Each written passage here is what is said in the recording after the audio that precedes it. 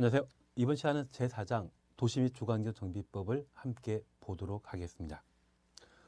여기 정비법은 정비사업에 관한 절차를 다루는 법률입니다.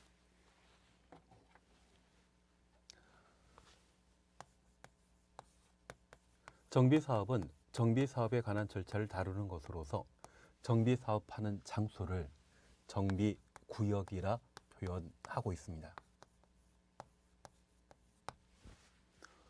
도시군 계획설 사업, 도로, 학교 만드는 사업이 있다면 도시군 계획설 사업이라 하고 그 장소를 도시군 계획설 부지라 하며 단지 조성 사업, 시가 조성 사업하는 것을 도시개발 사업이라 했습니다. 도시개발 사업하는 곳을 도시개발구역이라 표현하고 정비사업하는 곳을 정비구역이라 표현합니다. 여기 정비사업은 주거 환경 개선 사업과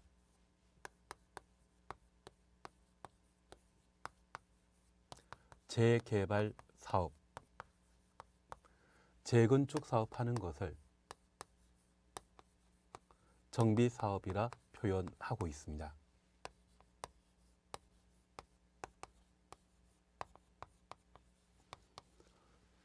이 정비 사업의 성격을 정확하게 이해하는 게 정비법에 출제될 수 있는 6문제 중에 3문제 정도를 해결할 수 있는 방법이 되게 됩니다. 여기 도시 및 주거환경 정비법은 도시 환경과 주거 환경을 개선하기 위해 제정된 법률로서 지역적인 부분들이 다수 출제되게 됩니다. 그래도 우리가 기본적인 개념을 파악하고 정리해 나가시게 되면 출제되는 6문제 중에 한 3문제에서 또는 4문제는 쉽게 맞출 수 있지 않을까 싶습니다. 우선 동그라미 1번 주거 환경 개선 사업입니다. 도시 저소득 주민이 집단적으로 거주하는 지역으로서 정비 기반설이 극히 열악하고 정비 기반설부터 극히 열악까지 가로해 놓습니다. 노후불량 건축물이 과도하게 밀집한 지역에 과도하게 밀집 가로해 놓습니다. 주거 환경을 개선하거나 단독택 및 다세택이 밀집한 지역에서 정비 기반설과 공동 이용시설 확충을 통하여 정비 기반설부터 확충까지 가로해 놓습니다. 주거 환경을 보전, 정비, 개량하기 위한 사업을 말한다. 여기 주거환경 개선 사업은 달동네 지역을 대상으로 실시하는 정비 사업을 말하는데 과거 서울에는 난곡이라고 하는 달동네가 있었습니다. 그리고 우리 서울의 달이라고 하는 드라마 기억나십니까? 주인공은? 다들 기억나시죠? 그 서울의 달이 배경이 되었던 곳이 옥수 12구역입니다. 그곳을 대상으로 실시하는 정비 사업이 있다면 그것이 주거 환경 개선 사업이 되게 되는데 이 주거 환경 개선 사업은 정비 기반 시설, 인프라에 해당되는 기반 시설이지만 기반시설이 터무니없이 부족하여 정비 사업에 따라 확충할 대상을 정비 기반 시설이라 표현하게 됩니다. 저 정비 기반시설이 극히 열악하고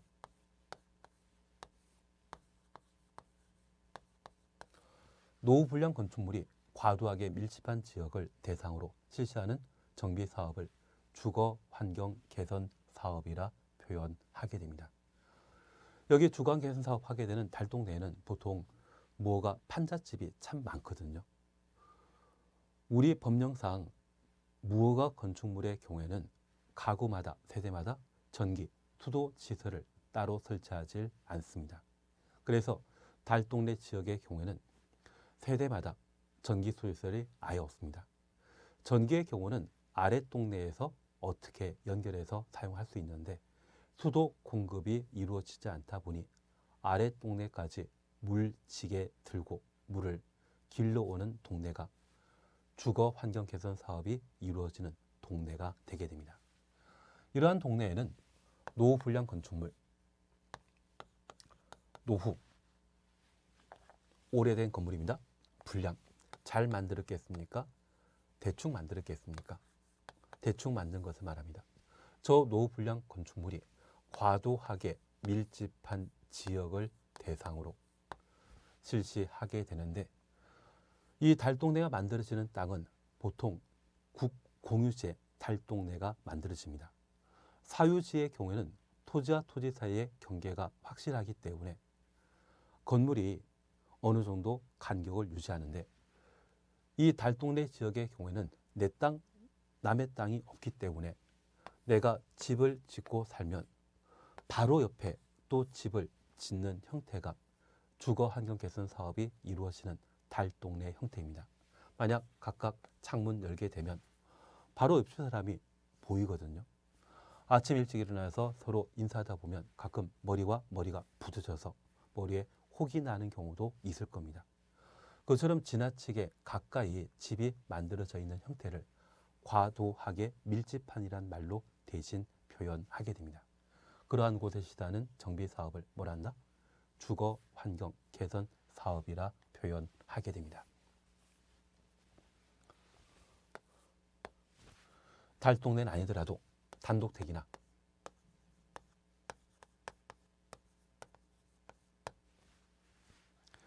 다세주택이 밀집한 지역,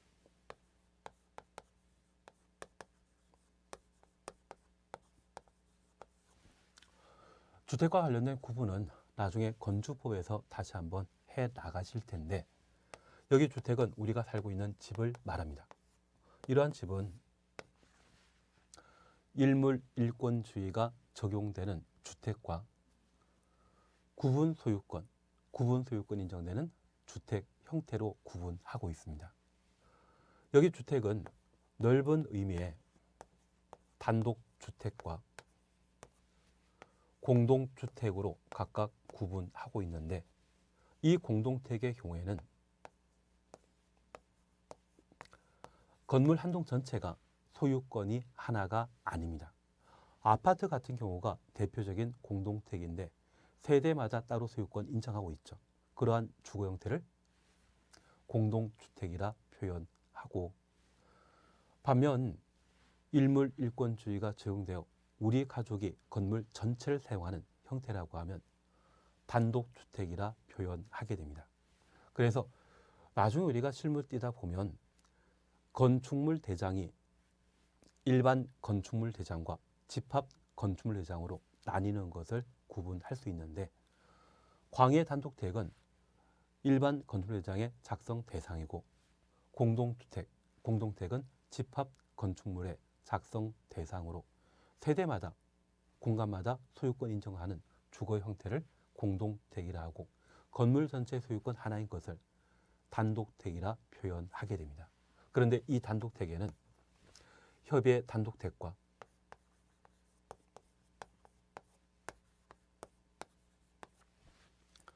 하숙집을 사용하게 되는 다중주택, 다가구주택, 흔히 빌라라 표현하고 있더라고요. 그리고 서울시장에 살고 있는 공간, 네 가지 형태의 주거 형태를 단독택이라 표현합니다. 다만 단독택이 두 번 사용되기 때문에 이 네 가지를 통칭하는 단독택을 넓은 의미의 단독택이라 하고, 세분되는 단독택에 대해서는 협의 단독택으로 표현하겠습니다. 여기 다중택은 하숙집을 사용하는 것을 말하고, 다가구 주택의 경우에는 건물 한 동인데 여러 가구가 함께 거주하는 주거 형태로서 빌라를 말합니다. 공간, 서울시장 공간 들어본 적 있으시죠?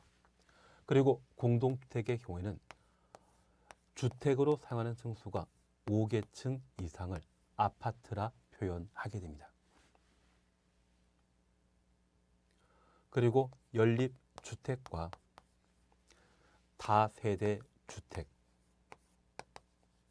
기숙사가 공동주택에 해당되는데, 연립주택과 다세대주택의 경우는 주택으로 사용하는 층수가 4개층 이하로서 동당 바닥 면적 합이 660제곱미터 초과하면 연립주택이고, 660제곱미터 이하일 때는 다세대주택이라 표현합니다.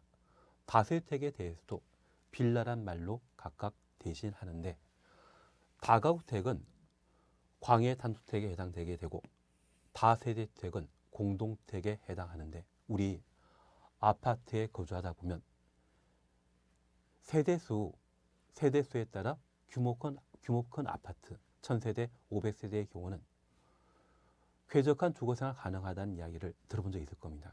그 세대란 말은 공동택과 관련된 개수를 구분할 때 사용하는 것으로서 다세대주택이라는 말 보게 되면 이것만큼은 공동택의 한 종류에 해당하고 가구조사란 말 들어본 적이 있다고 하면 그것은 단독택과 관련된 주택의 호수를 계산할 때 사용하는 표현이 가구가 되게 됩니다.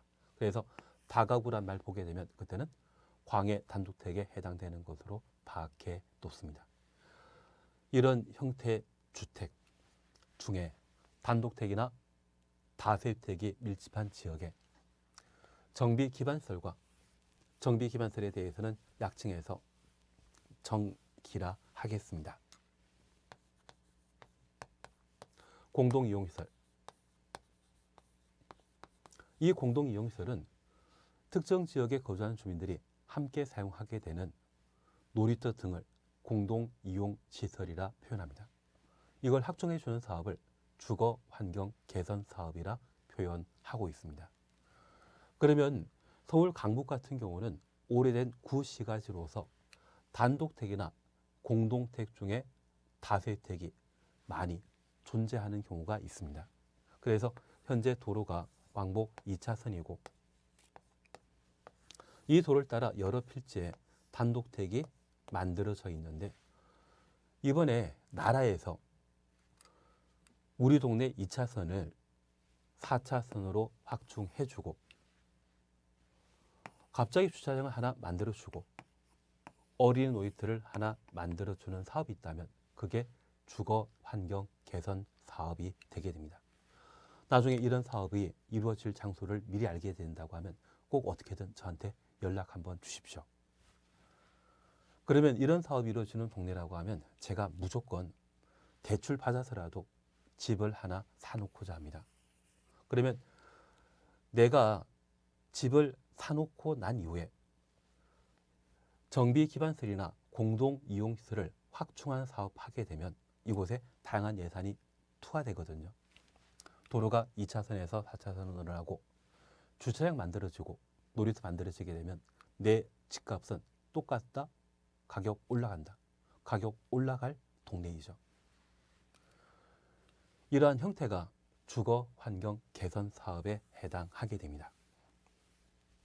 그래서 주거환경 개선 사업은 달동네 지역에만 이루어지는 것이 아니라 단독택이나 다세택이 밀집한 지역에 이 단독택과 다세택은 그냥 놔두고 정비기반설과 공동이용시설 확충하는 것, 그런 형태도 주거환경 개선 사업이 되게 됩니다. 새로운 아파트 단지 만들어지는 건 아니죠. 그리고 2번입니다. 정비기반설이 열악하고 노후 불량 건축물이 밀집한 지역에서 주거 환경을 개선하거나 상업지역, 공업지역 등의 도시 기능의 회복, 상권 활성화 등을 위해 도시 환경을 개선하기 위한 사업을 말한다. 여기 재개발 사업과 관련되어서는 주거지역과 상업지역, 공업지역에서 재개발 사업이 가능한데 주거지역을 대상으로 재개발 사업하고자 한다면 정비, 기반 시설이 열악하고 노후 불량 건축물이 밀집한 지역에 주거 환경 개선 사업을 시행하게 됩니다. 그러면 이렇게 잠깐 이해해 놓습니다. 서울 강북 같은 경우에는 왕복 2차선 도로를 중심으로 양쪽에 다양한 단독택이 만들어지는 경우가 있습니다. 이렇게 40년 전에 마을이 조성되었는데 단독택 한두 개가 갑자기 4층짜리 빌라나 5층짜리 상가로 바뀌게 되면 양쪽 다 그렇게 되면 이제 2차선 도로는 충분해진다? 부족해진다? 인구 늘어났으면 전기 수도 공급 40년 전에 맞춰져서 공급되었다고 하면 부족해지지 않겠습니까? 그러한 기반설은 생활하기 좀 곤란한 상황일 겁니다. 그래서 동네에 갖춰졌던 각종 기반설이 열악한 상태에서 노후 불량 건축물이 밀집한 지역에 실시하는 정비 사업을 재개발 사업이라 표현하게 됩니다.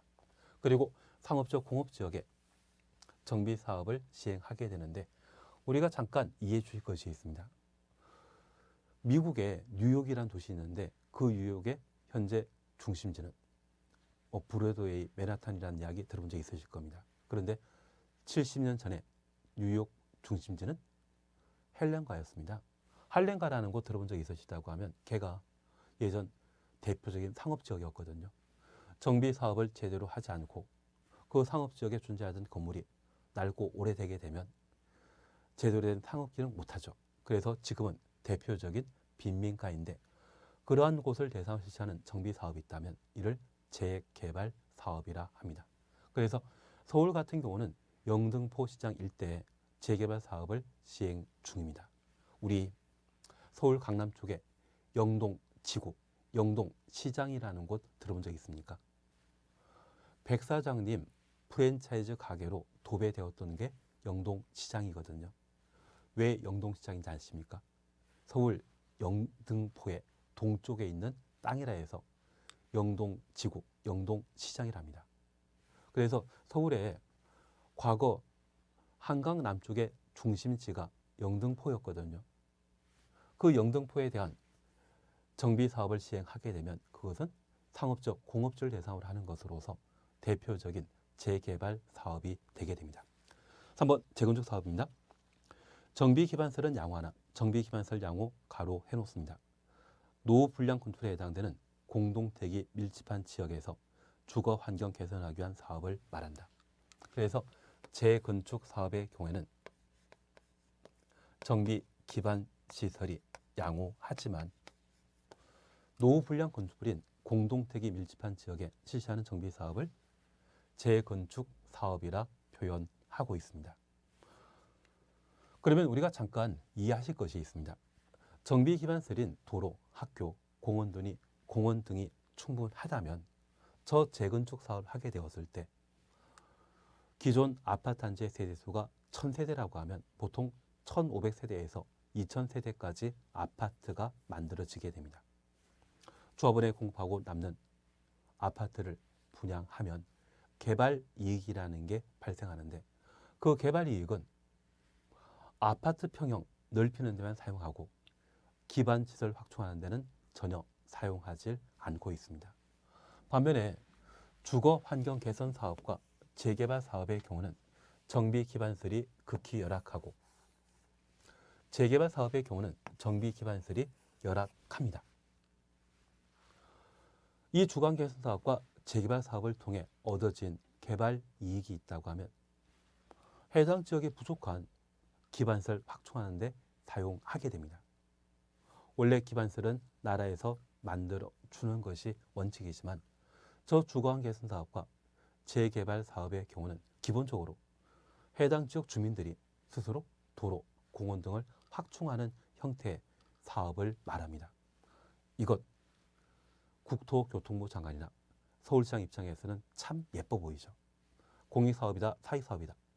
공익사업의 성격을 가지는 반면 재건축 사업의 경우는 대표적인 사익사업이 되게 됩니다. 사실 이번 정권 들어서면서 서울 강남 아파트 가격이 평당 분양 가격이 3천 넘는 적이 있었거든요. 그거 통제하기 위해 부동산 종합대책을 다양하게 마련했었습니다. 이제 24번째 대책 마련했는데 그 24번째 대책 속에 계속 아파트 가격은 상승하더라고요. 이번에 임대차 3법 개정과 관련되어서도 이제는 전국 아파트 가격이 몇 억씩 올라가는 현상을 보이고 있습니다. 그래서 아파트 가격을 안정시키기 위해 대책 마련하는 게 아니라 가격 올리려고 하는지 만약 그런 의도였다고 하면 진짜 대단한 분이 아니신가 싶습니다. 그러면 우리 다시 하나 봐주실 것은 그 재개발 사업과 관련된 사항 또는 주거 개선 사업과 관련된 사항은 대표적인 공익사업이고 재건축 사업은 사익사업에 해당된다는 것 구분하시면서 특별히 세 가지 사업에 대한 성격 구분하셨다고 하면 이제 구체적으로 구분하실 것으로서 정비 기반시설 극히 열악이란 말 보게 되면 주거 환경 개선 사업을 말하고, 정비 기반시설 열악이란 말 보게 되면 재개발 사업에 관한 설명이며, 양호란 말 보게 되면 재건축 사업에 관한 기본 설명이라는 것을 파악해 주시는 게 필요합니다. 그것 할 수 있죠. 그리고 이 재개발 사업과 관련되어 부족한 정비 기반 시설 확충하는데 조합원의 추가 부담금이 너무 심하다고 하면 재개발 사업이 무산되는 경우가 있습니다. 그렇게 무산되게 되면 해당 지역의 열악한 정비 기반 시설을 확충하기 위해 단독택과 다세택은 그냥 놔두고 정비 기반 시설과 공동 이용 시설만 확충하는 사업 형태가 있는데, 걔를 뭘 한다? 주거 환경 개선 사업이라 한다. 그 정도를 각각 구분해 놓습니다. 그래서 우리는 세 가지 정비 사업과 관련되어 공익 사업인지 사익 사업인지 가늠할 수 있죠. 내가 국토교통부 장관이라면 재건축 사업에 대한 규제는 강화한다, 완화한다, 풀어줄 필요가 있을 거고요. 재건축 사업에 대해서는 규제를 강화시키지만 재개발 사업에 대해서는 규제 풀어주는 것이 좀 합리적이지 않겠습니까? 그리고 두 번째, 정비 기반시설 차이에 따라 세 가지 정비 사업 구분하는 거 가능하죠. 그 정도를 해주시는 게 필요합니다. 양호란 말 보게 되면 재건축, 열악이란 말 보게 되면 재개발, 극히 열악이란 말 보게 되면 주거 환경 개선 사업을 말합니다. 2번입니다. 정비 기반 시설 등입니다. 정비 기반 시설이란 도로, 상하수도, 공원, 공용 주차장 등을 말한다. 이 정비 기반 시설은 꼭 필요한 필수 시설이죠. 그 필수 시설을 뭐라 한다? 정비 기반 시설이라 하고, 공동 이용 시설, 주민이 공동으로 사용하는 가로 해놓습니다. 놀이터, 마을 회관, 공동 작업장. 동네 사람들이 함께 사용하는 시설이 있다면 그것은 공동 이용 시설이 되게 됩니다. 꼭 필요한 것은 정비 기반 시설이라 하고, 마을 동네 사람들이 주민들이 함께 공동으로 사용하는 시설이 있다면 걔는 공동 이용 시설이라 한다. 용어 정의와 관련되어 구분되시겠습니까? 이걸 해주시는 게 정비법과 관련된 기초 닦아가는 과정이 아닌가 싶습니다. 이번 시간 여기까지 함께 하시고 다음 시간에는 정비사업과 관련된 절차를 함께 정리해 나가도록 하겠습니다. 수고하셨습니다.